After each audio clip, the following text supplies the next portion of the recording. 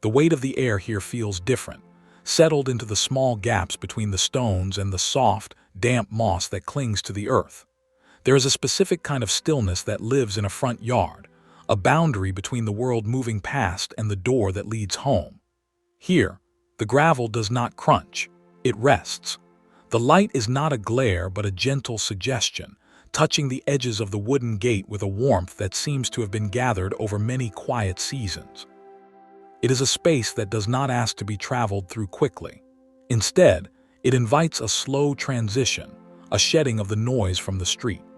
The shadows of the birch leaves move only when the earth itself seems to breathe, casting intricate, shifting patterns across the path.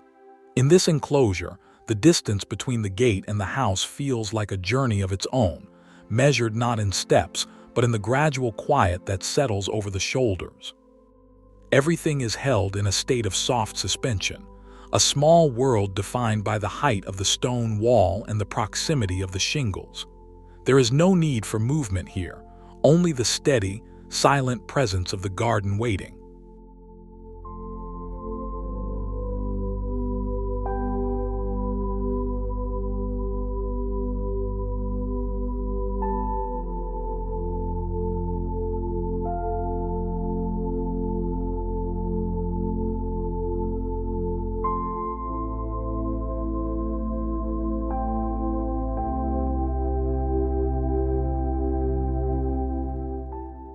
There is a profound silence in the reflection of a still basin, a mirror held up to a sky that feels remarkably close within these small garden walls. The ceramic edge is cool to the touch, rooted firmly among the ferns that lean inward as if to protect the water's surface from the slightest breeze. This is a corner of the yard that belongs to the house, a small alcove where the transition from the outdoors to the interior begins to blur. The brickwork of the porch is aged and muted, providing a steady backdrop to the vibrant, deep greens of the foliage. Nothing moves. The water does not ripple. It simply exists as a dark, deep pool of clarity. The shadows cast by the roofline create a sanctuary of temperature, a pocket of coolness that persists even as the sun climbs higher. To look into the water is to see the garden inverted, a quiet twin of the world above, perfectly preserved in the ceramic vessel. It is a reminder of how much space can be found in a single, unmoving point. The ferns remain draped in their own heavy stillness, their fronds overlapping in a textured curtain that encloses this miniature landscape.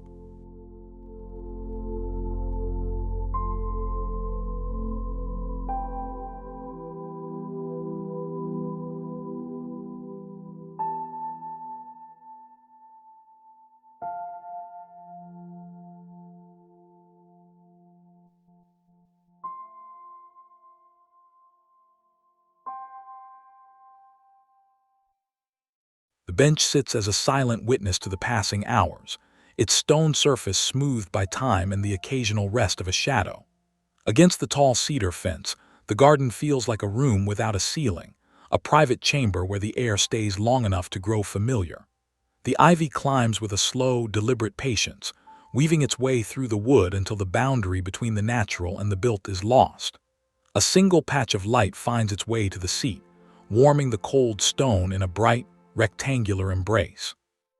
Near the base, the terracotta pot is empty, its clay walls holding the memory of earth and roots, now simply resting in the shade. The clover underfoot is a dense, soft carpet that swallows the sound of the nearby world, reinforcing the sense of enclosure. There is no wind to stir the leaves. The ivy remains pressed against the fence in a frozen cascade of green. It is a place designed for sitting without a purpose, where the only activity is the slow movement of the sun across the grain of the wood. The house feels near, a solid presence just out of frame, ensuring that this small patch of earth is always part of the home.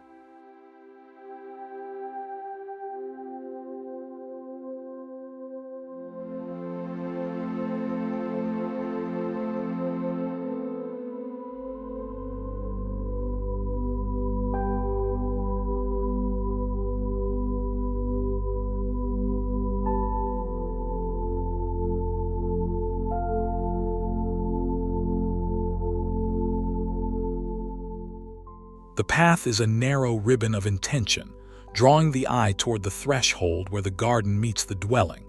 The hostas are heavy and broad, their leaves overlapping like the feathers of a sleeping bird, shielding the dark mulch beneath. There is a rhythmic quality to the way the plants line the way, a repetition that creates a sense of order and calm within the small footprint of the yard. The light is diffused, filtered through an invisible layer of clouds that softens every edge and turns the garden into a study of subtle textures. The wooden porch provides a frame of structural certainty, its clean lines contrasting with the organic curves of the foliage. In this space, the air feels filtered, cleansed of the dust and haste of the open road. It is a corridor of transition, a slow breath taken before entering the house. The silence is thick and comforting, held in place by the proximity of the walls and the density of the planting. Each leaf is a stationary object, held in a perfect, unmoving pose. The path does not suggest a destination so much as it celebrates the act of being in between, a quiet stretch of beauty that serves as a prologue to the home itself.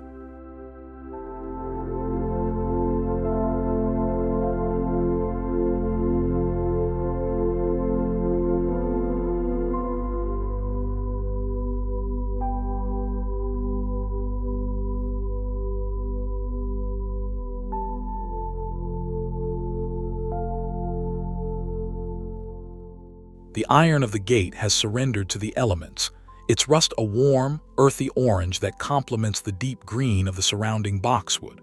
Jasmine vines have claimed the metal as their own, threading through the bars with a delicate strength, their white blossoms appearing like stars caught in a net. The light of the late afternoon touches the flowers, giving them a translucent glow that seems to emanate from within. This is the edge of the garden, a boundary that is more about protection than exclusion. The hedge is a solid wall of living texture, muffling the sounds of the exterior and keeping the quiet of the yard intact. There is a scent here, heavy and sweet, that hangs in the air like a physical presence, undisturbed by the wind. The gate does not look as though it has been opened in a long time. It has become a permanent part of the landscape, a sculpture of metal and vine. In this small, enclosed corner, the passage of time is visible only in the creeping growth of the plants and the deepening color of the iron. It is a scene of absolute rest, where the garden has grown into its own quiet architecture, creating a sense of timelessness that belongs exclusively to this home.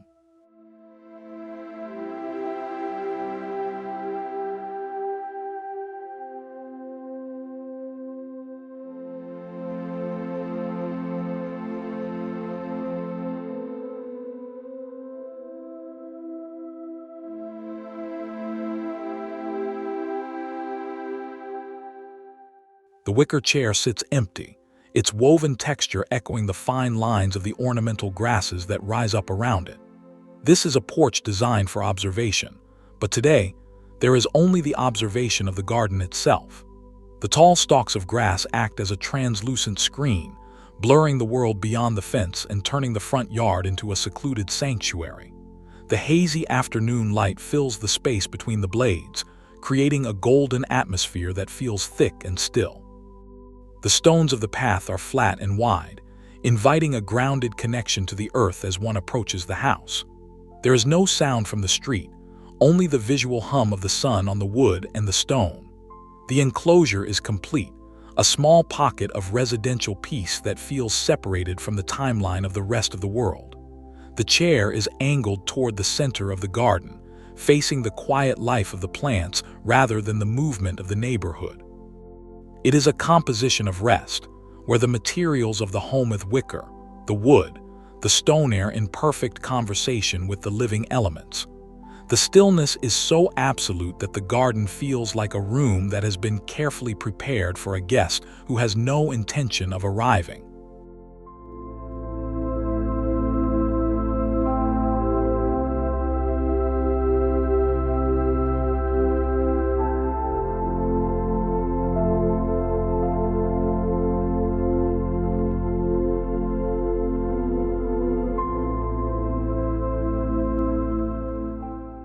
The granite of the birdbath is heavy and ancient, its gray surface pitted with the history of many rains.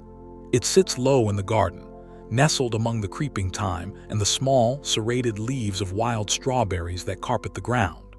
The midday sun is direct, casting sharp, dark shadows that define the texture of the weathered cedar shingles behind it. There is a rugged beauty in this small corner, a sense of a garden that has been allowed to settle into its own rhythm. The water in the basin is a still circle of blue, reflecting the height of the sky within the tight confines of the front yard. The proximity to the house wall gives the space a feeling of safety, an enclosure that is both architectural and organic. The scent of bruised thyme rises in the heat, a subtle fragrance that stays low to the earth. No birds come to break the surface of the water. The scene is frozen in a moment of intense, sun-drenched quiet. The shingles of the house are silvered by the weather, standing as a mute witness to the slow growth of the strawberries at their base. In this small, focused landscape, the world is reduced to stone, wood, and the steady, unblinking eye of the sun.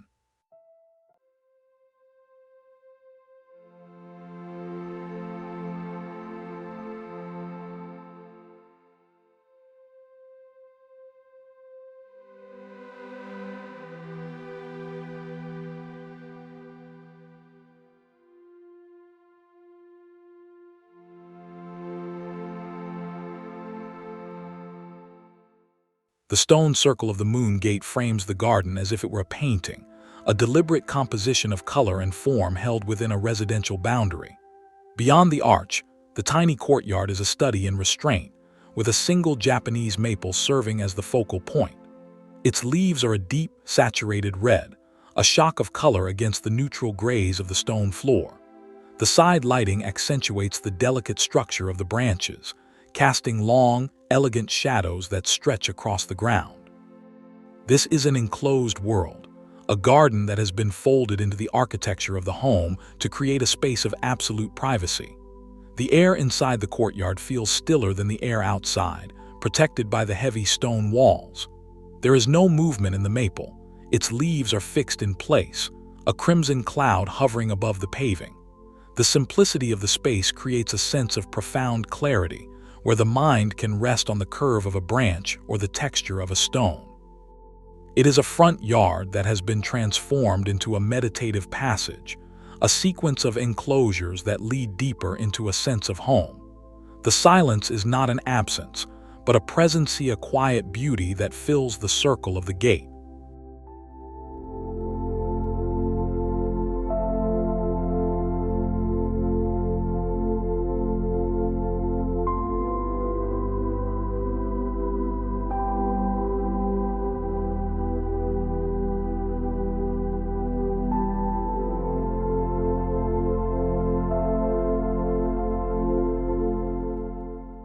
The clay pots stand in a silent cluster, their rounded forms providing a sense of grounded weight on the slate patio. Each pot holds a different variety of succulent, their fleshy leaves arranged in geometric rosettes that seem carved from stone. The afternoon light is soft and directional, catching the edges of the clay and the waxy surfaces of the plants. To the side, the glass door of the house acts as a second garden, reflecting the greenery and the sky in a muted, shimmering layer. This proximity to the home emphasizes the garden's role as an outdoor room, an extension of the living space into the open air. The slate underfoot is cool and dark, holding the silence of the afternoon in its flat, expansive surface. There is a sense of meticulous care in the arrangement, yet the overall feeling is one of effortless rest. The reflections in the glass create a depth that isn't physically there, making the small yard feel like an infinite series of quiet layers. Nothing moveth, not the plants, not the light, not the air. The garden is a collection of still lives, gathered at the doorstep to welcome the quiet.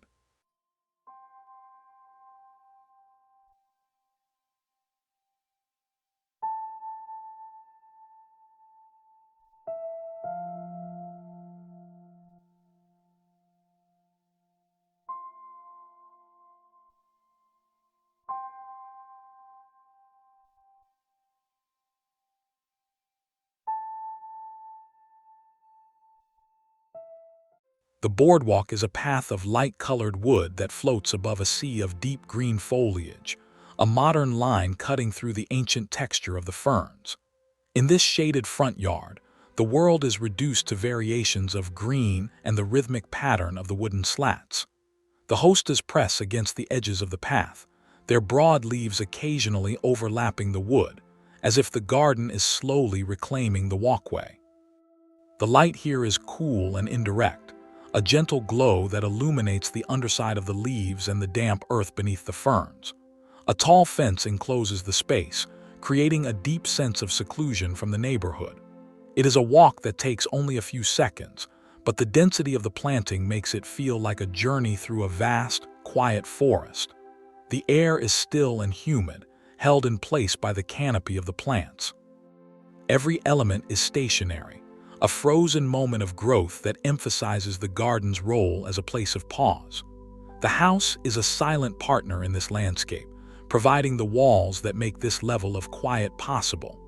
The boardwalk leads toward a door that remains unseen, making the journey through the green the most important part of the experience.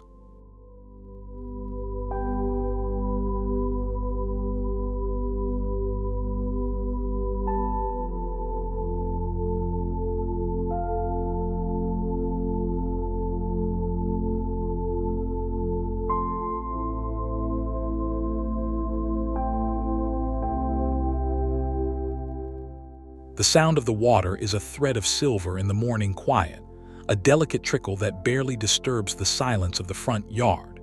It flows over a rock that has been turned vibrant green by years of moss, a living velvet that thrives in the constant moisture. The pool below is shallow and filled with dark, smooth pebbles that glisten under the surface. The morning light is thin and clear, highlighting the individual drops of water as they fall. This fountain is not a grand statement. It is a small, intimate detail meant for a person standing close by. The enclosure of the garden walls keeps the sound contained, turning the yard into a private acoustic chamber. There is a profound sense of peace in the repetition of the water's movement, a cycle that feels as though it has no beginning and no end. The mossy rock is a miniature mountain, a landscape within a landscape, perfectly still despite the liquid moving over it. In this small corner, the world slows down to the pace of a single drop. The proximity of the home is felt in the deliberate placement of the stone, a piece of nature brought into the domestic sphere to provide a constant, quiet beauty.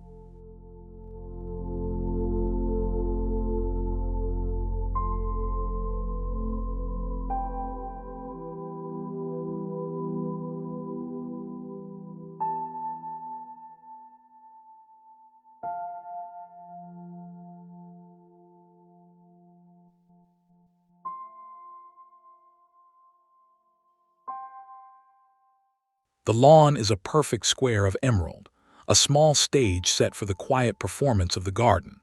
It is bordered by a low, tightly clipped boxwood hedge that provides a sense of formal order within the residential space.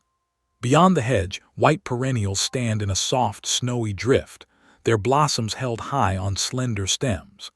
The light is diffused, casting a gentle, even glow over the entire scene and eliminating any harsh shadows. In the distance, a white picket fence marks the boundary of the property, its classic lines adding a sense of nostalgic security. This is a front yard that feels timeless, a space that has been carefully tended over generations to maintain its air of quiet beauty. The enclosure is subtle but effective, created by the layers of hedging and fencing that shield the house from the outside world. There is no wind to sway the flowers. They remain perfectly upright, a chorus of white in a green room. The stillness of the lawn is absolute, an invitation to step softly and appreciate the simple harmony of the colors and shapes. It is a garden that does not demand attention, but rather offers a space where attention can naturally settle.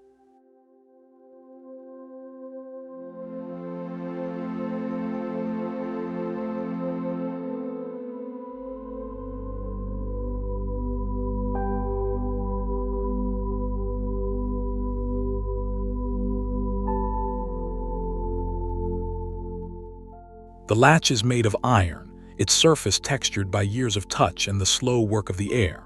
Tied to it is a small, brittle bunch of lavender, its purple color faded to a dusty gray, yet still holding the essence of the summer. The late afternoon light is warm and low, casting long, golden glints off the metal and highlighting the rough grain of the wooden gate. Behind the gate, the stone wall is a solid, grounding presence, its blocks fitted together with a silent, heavy precision. This detail speaks of a garden that is loved and lived in, a place where small gestures of beauty are part of the daily rhythm. The gate is closed, a sign of the privacy and enclosure that defines this front yard. The lavender does not move. It is a still life of memory and scent, hanging in the quiet air. There is a sense of completion in this scene, a feeling that everything is exactly where it belongs. The quiet is not a lack of sound, but a fullness of presence, concentrated in the small space of a gate latch and a piece of twine. The home is just beyond the gate, a safe and silent destination.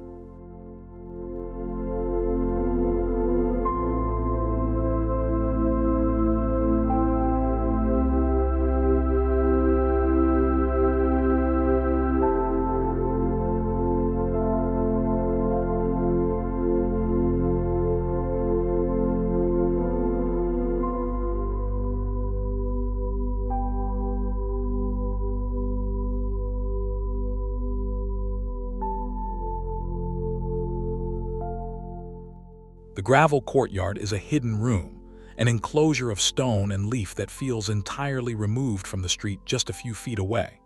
The high walls are thick with ivy, a vertical forest that swallows sound and softens the light.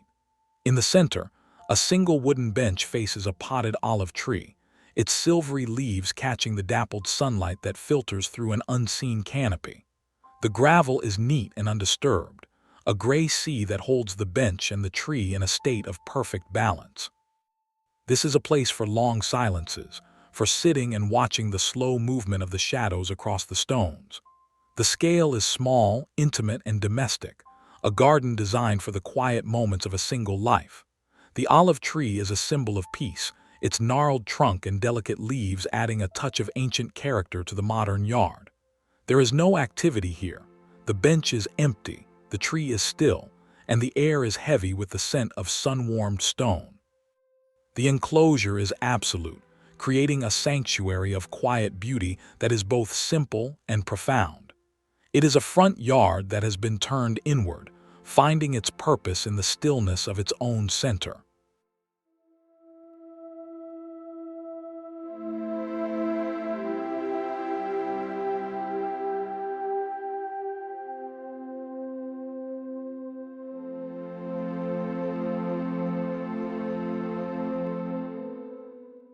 As the day fades, the garden transforms into a theater of shadows and soft, glowing light. The windows of the house are warm rectangles of gold, casting a gentle radiance over the nearby plants and the gravel path. The enclosure of the yard feels even more pronounced in the twilight, the boundaries of the fences and hedges merging into the deepening blue of the sky. The silhouettes of the trees and shrubs are soft and indistinct, their forms losing their detail but gaining a sense of mysterious presence. The air is cool and perfectly still, the quiet of the evening settling over the garden like a blanket. This is the final state of the yard, a place of ultimate rest where the life of the home and the life of the garden become one. The small scale of the space ensures that the glow from the windows reaches every corner, making the entire garden feel like an extension of the hearth. There is no movement, no sound, only the steady, patient existence of the garden in the dark. The journey from the street to the door is complete, and the beauty of the garden is now a quiet, glowing memory held within the walls of the home. The day ends here, in the stillness of a well-loved space.